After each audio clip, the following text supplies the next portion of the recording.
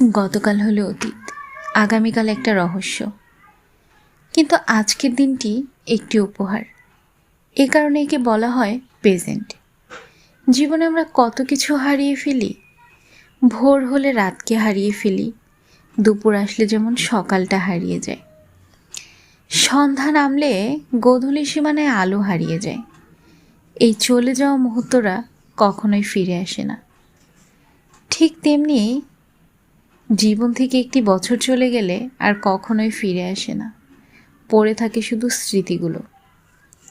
হয়তো আবারও কিছু তারা নীরবে খসে পড়ল আকাশ হতে, আরও বয়সের কাঁটা দাঁড়ালো এক ধাপ এগিয়ে।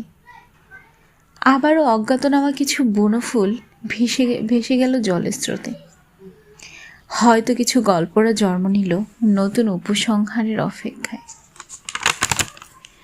হয়তো আবারও চোখের জলে ভাসবে প্রিয় মানুষের হৃদয়।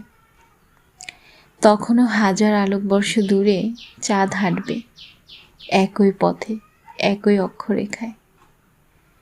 হয়তো আবারও আমাদের স্বপ্নগুলো অন্তত আকাশ ছোবে। হয়তো তখনও জীবন এনে দাঁড় করাবে চরম বাস্তবতায়।